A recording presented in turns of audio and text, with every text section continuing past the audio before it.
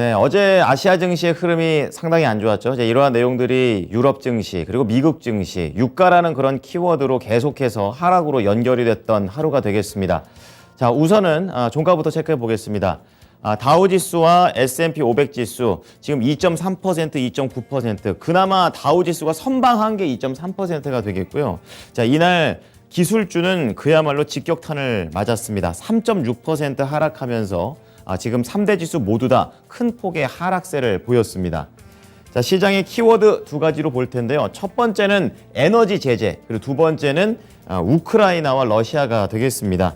우선은 유가와 관련해서 세부적인 내용들을 말씀드리자면 이제 미국하고 동맹국이 이제 손을 잡고 러시아 쪽에 대한 에너지 제재를 좀 본격화한다는 시장의 변화가 나오고 있습니다. 자, 이로 인해서 국제 유가가 장중에 급등락을 했었고요. 이 덩달아 원자재 시장도 유가의 영향을 많이 받았습니다.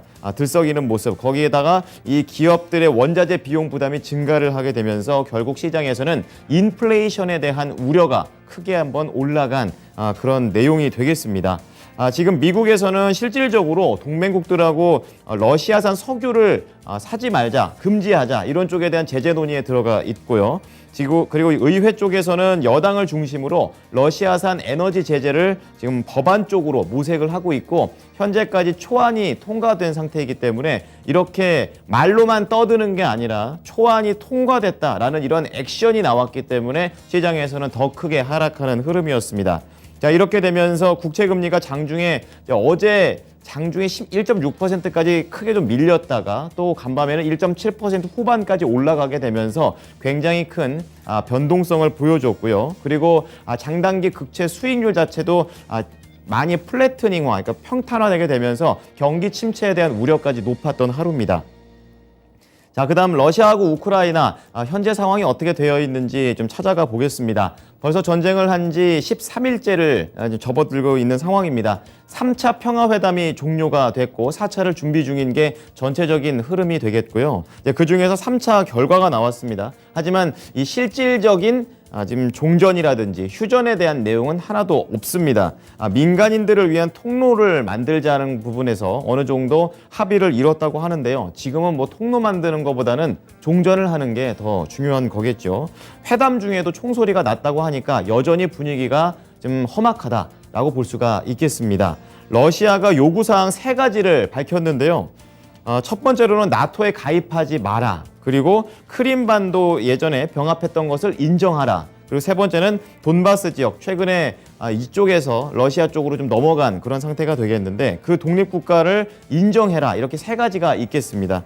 지금 나토에 가입하지 마라 정도는 양 국가가 어느 정도 조율을 하고 있지만 영토 문제에 대해서는 완전히 평행선을 달리고 있기 때문에 앞으로의 이런 협상에서도 이런 영토가 어느 정도까지 해결될 수 있는지 포인트를 잡고 보시면 되겠습니다. 자, 다음은 섹터와 업종별 흐름 체크해 보겠습니다.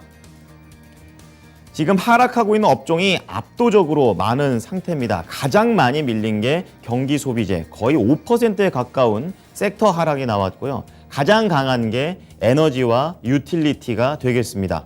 어제도 그렇고 또 간밤에도 그렇고 이 두 가지 업종이 계속해서 올라갑니다. 그 말은 이제 유가 그리고 인플레이션, 이게 계속해서 시장을 관통하고 있는 내용이다라고 보시면 되겠는데요. 전체 평균으로는 2.7% 크게 밀렸습니다. 에너지 섹터는 계속해서 상승률 1위를 기록하고 있고 이 러시아 에너지 제재가 본격화되고 있다는 것을 그대로 반영을 했습니다.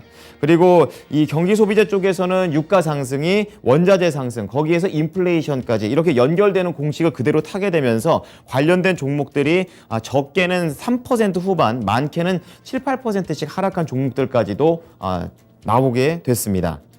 자, 다음은 종목별로 조금 더 자세하게 체크해 보겠습니다.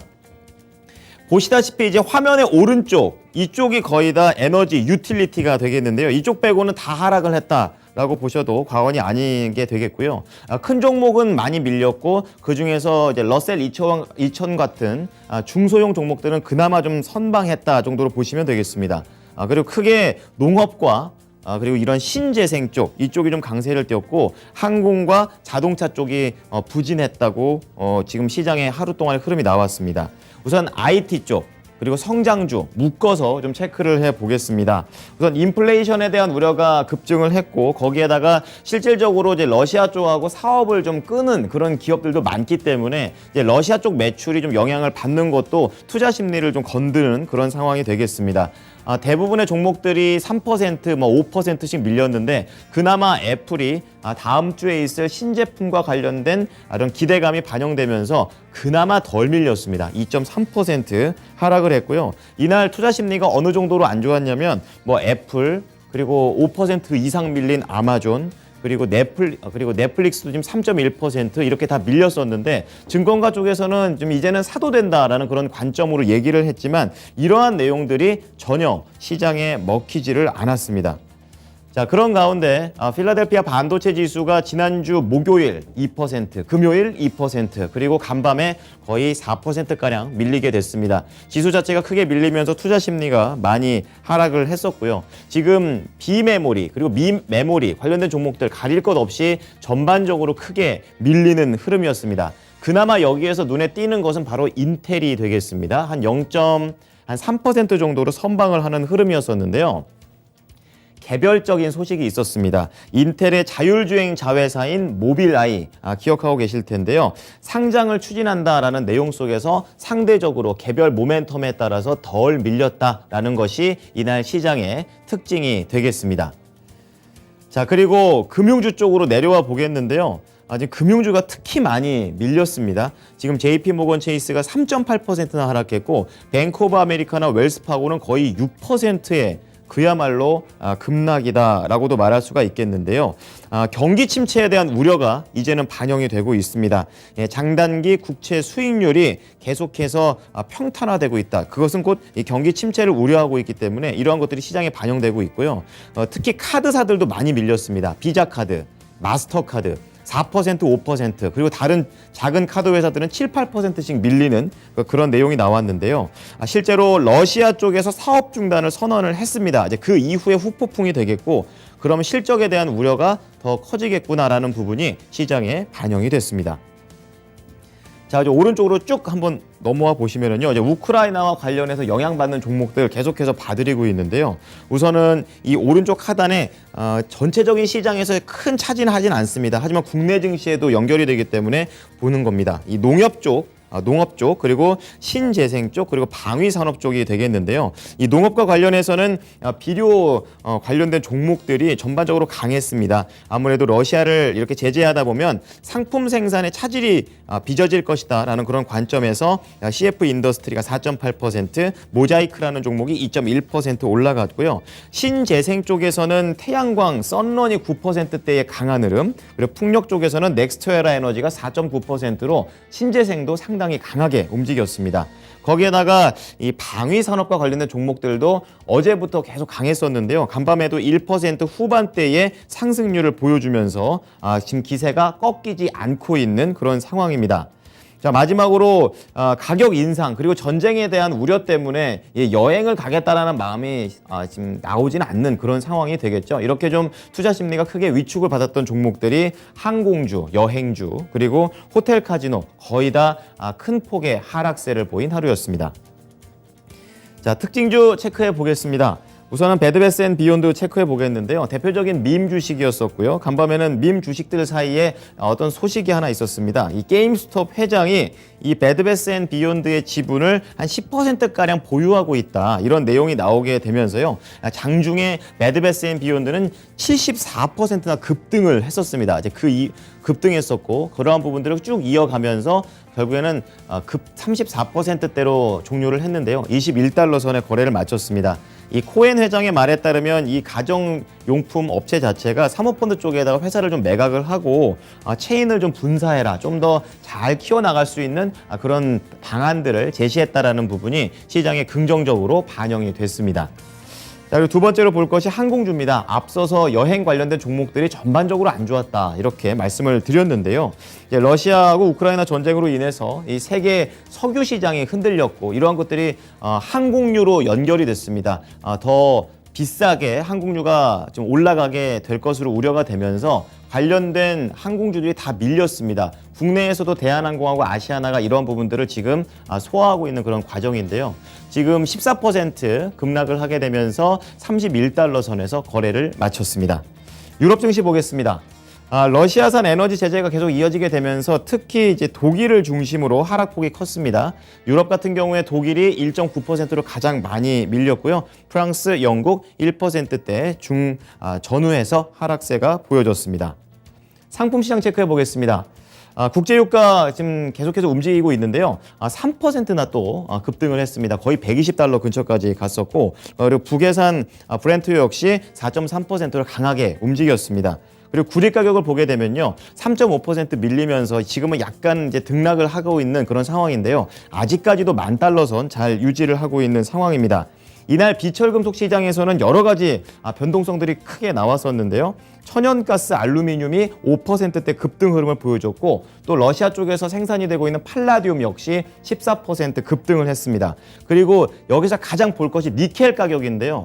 제가 좀 차트를 이제 준비를 했는데, 지금 니켈 가격이 67%나 하루 만에 좀 급등을 하는 모습이 나와줬습니다. 역사상 최고 폭으로 좀 상승을 한 것이 되겠고요. 또 러시아에서 또 세계 니켈 수출의 10%를 차지하고 있기 때문에 이러한 부분들이 반영이 되고 있습니다. 여기가 3월 8일 바로 시작이었었고, 장 이후에 한 번, 두 번 이렇게 크게 올라갔었고요. 일봉으로 보시게 되면 더 충격적인 모습이죠. 한 번에 이렇게 올라간 모습, 니켈 가격이 크게 올라갔습니다. 국내에서도 관련된 원자재 관련 종목들 체크해 보셔야겠습니다. 자, 금값 보겠습니다. 온스당 2,000달러 넘기게 되면서 안전자산 선호 현상이 컸다고 보시면 되겠고요. 나머지 국제 수익률 역시 러시아 제재의 영향을 받게 되면서 1.7% 후반대까지 급등락했습니다. 미국 현지 연결해 보겠습니다. SH인베스트먼트 김선영 연구원입니다. 연구원님, 안녕하십니까? 네, 잠시 연결을 하는 동안 이제 국제 수익률과 관련된 부분 추가적으로 좀 말씀을 드리겠습니다. 자, 러시아에 대한 에너지 제재가 이제 인플레이션을 키우게 될 것이다라는 내용에 따라서 하루 만에 이제 1.6에서 장중에 거의 1.8%까지 올라갔었고요. 지금은 1.7% 선에서 그래 높은 선에서 거래를 마쳤습니다. 지금까지 글로벌 증시였습니다.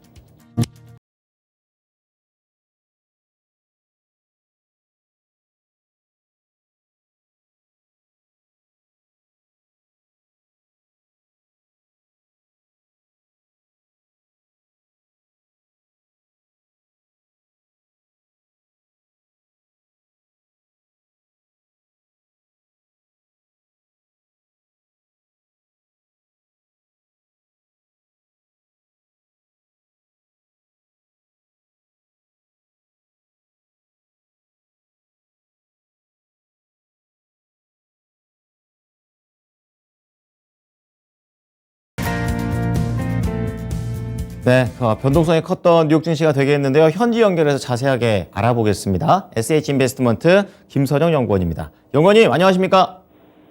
예, 안녕하십니까? 네, 뉴욕 증시 크게 밀렸네요. 세부적인 내용 어떤 게 있었습니까? 예, 오늘 뉴욕 증시는 국제유가의 상승세가 지속이 되면서 그에 따른 기업 실적 악화와 향후 인플레이션 우려로 이어지면서 3대 지수가 모두 2.3에서 3.6%의 급락세로 거래를 마쳤습니다. 미국과 서방 국가들이 러시아산 에너지 수입 금지 조치를 논의 중이란 보도가 유가의 상승으로 이어진 건데요. 오늘 WTI와 브렌트유 가격은 장중 130달러를 넘어서는 등 13년 내 최고치를 기록했고, 그 외에 구리, 금, 밀 등 모든 상품 가격도 동반 급등하는 모습을 보이면서 금융시장에는 부담을 가했습니다. 한편 토니 블링턴 미국 국무장관이 우크라이나를 침공한 러시아에 대한 추가 제재 방안으로 러시아산 석유 수입 금지를 유럽 동맹국들과 논의 중이라고 밝힌 데다 낸시 펠로시 미국 하원 의장도 러시아를 국제 경제로부터 고립시키기 위해 러시아산 원유 수입을 금지하는 법안을 모색 중이라는 보도가 유가의 급등으로 이어진 것으로 AAA 협회에 따르면 현재 미국 전국 휘발유 평균 가격은 개럴당 4달러 6센트를 돌파하면서 2008년 이후 최고치를 경신하고 있습니다. 한편 러시아의 디폴트가 임박했다는 소식 역시 시장에는 큰 악재였는데요. JP모건은 러시아 정부가 오는 16일 국채이자 1억 1,720만 달러를 투자자들에게 지급해야 하지만 현재 상황으로는 러시아가 디폴트를 선언할 가능성이 높다면서 만일 러시아 정부가 달러가 아니라 루블화로 국제 이자를 준다면 이것은 디폴트로 봐야 한다고 지적하고 있습니다.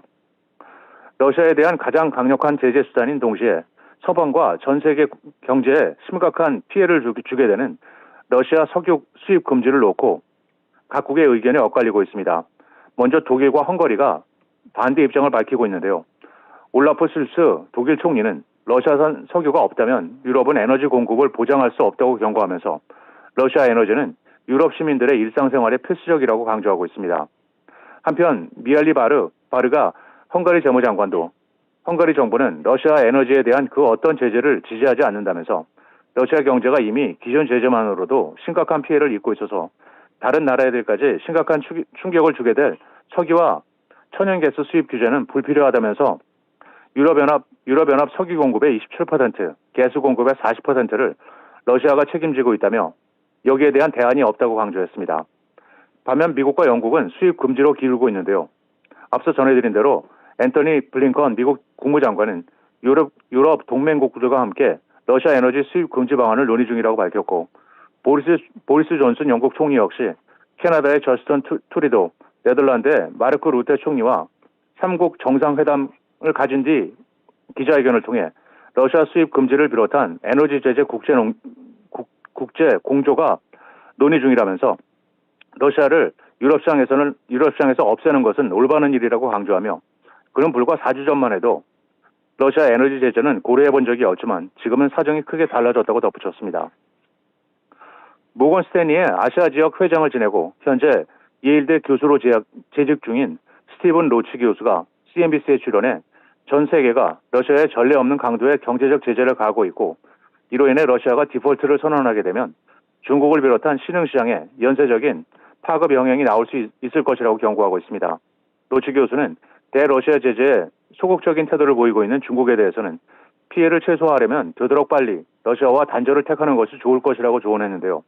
그는 중국을 비롯해 아시아 경제 전망에 대해 유력한 전문가로 여겨지는 인사입니다.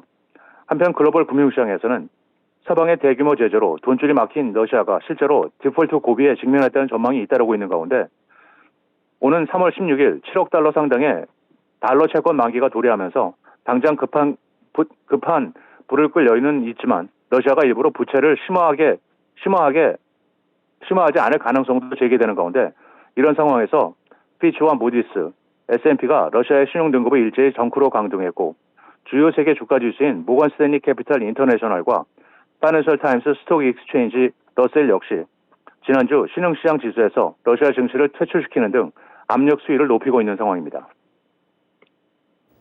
네, 다음은 종목 소식 넘어가겠습니다. 전체적으로 이제 IT 종목들이 크게 밀렸지만 그 가운데 개별적인 소식들은 계속 수면 아래에서 움직이고 있는데요. 대표적으로 애플이 그렇습니다. 신제품에 대한 여러 가지 기대치들이 올라가고 있습니다. 세부적인 소식 전해주시죠. 예, 그렇습니다. 애플이 올 봄 제품 출시 행사를 통해 5G 기능을 갖춘 새로운 저가형 아이폰 SE를 발표할 것으로 보인다고 로이터 통신이 전하고 있습니다. 2년 만에 아이폰 SE 모델에 대한 업데이트가 될 것이며 개선된 카메라와 더 빠른 프로세서가 탑재될 전망인데요.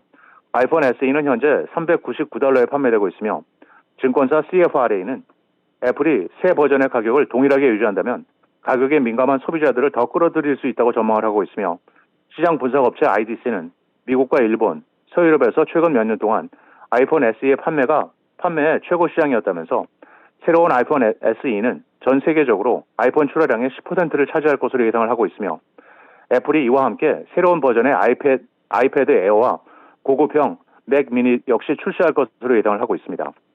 오늘 애플의 주가는 2.3%가 하락한 $159 30센트의 거래를 마쳤으며 마지막으로 내일은 전미 소기업 연맹 NFIB의 2월 경기 낙관 지수, 상무부의 1월 도매 재고, 1월 무역 적자가 발표되고 개장 전 딕스 스포팅 구스, 펫코 헬스, 리티움 아메리카스, 데스크톱 메탈스, 폐장 후에는 스티치 픽스, 범블 잉크, ABM 인더스트리스, KCS 제너럴이 지난 4분기 실적을 발표합니다.